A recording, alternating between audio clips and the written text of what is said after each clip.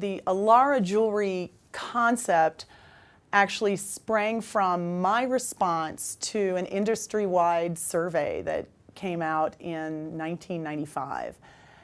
And it was a 6-month-long survey where they interviewed numerous people, end consumers, who had purchased jewelry in the previous 6 months. And it was determined that shopping for jewelry was considered about as pleasurable as getting a root canal. That was what made me say, that's got to stop, because people tended to have a universally bad experience going jewelry shopping. And so I said, well, then obviously we got to get rid of all this stuff that's universal. We need to just do things in a different way. And that is where the whole Alara concept came from, having different jewelry presented in a different way, in a different type of store, with a sense of humor, but not to say with a lack of knowledge. And individuality is something that is very much celebrated in my store. It's celebrated obviously through jewelry design. I'm very outside of the box thinker in terms of jewelry design, but that extends to pretty much everything else I do. How we've set up the store without physical barriers that are very typical in a jewelry store, where the customer's on one side of the cases, you are on the other side of the cases, and oh, this is all ours and none of it's yours, and people feel unworthy. And so there's a psychological barrier there. And we have an all-female staff. That is not mandated, that just happens to be what it is.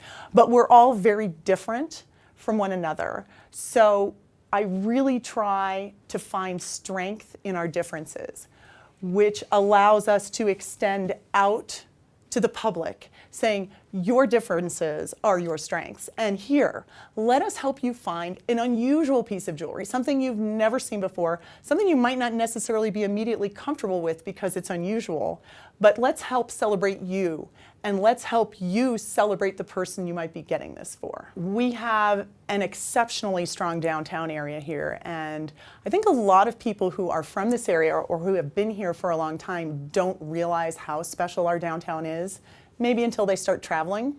And I got involved with the DBA early on. I've been the president, I think, for 7 years. And so that is a two-way street. I get to learn a lot from my fellow entrepreneurs downtown, but I also, it really is a give and take. I really try to give back to downtown and serve downtown, but I also get to learn a lot from people who have been here a lot longer than me. One of the things I like to do is to use my abilities with jewelry design to benefit local area nonprofits. And so I will specifically design a piece of jewelry or a little series collection of jewelry that is an ongoing fundraiser for a specific nonprofit. So for instance, there are Thrive charms that benefit Thrive, and we got together and we did that to coincide with their renaming of their organization. And it's been an ongoing fundraiser for them, these little charms that say Thrive on them. The impetus for forming Women Who Wine was really twofold.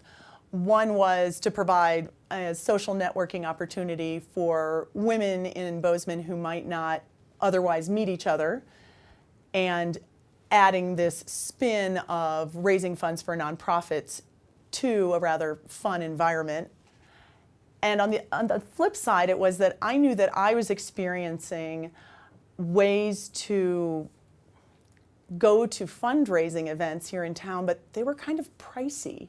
And I knew that there were a lot of women who were younger than me, or maybe in a different station or place in life, where that might not be possible for them. Donating a lot of time might also not be possible for them, but maybe donating a little bit of money each month and getting out of the house in the process would be a good way to go about things. So I looked at it as a multiple win situation. My team is my work family. They are my family.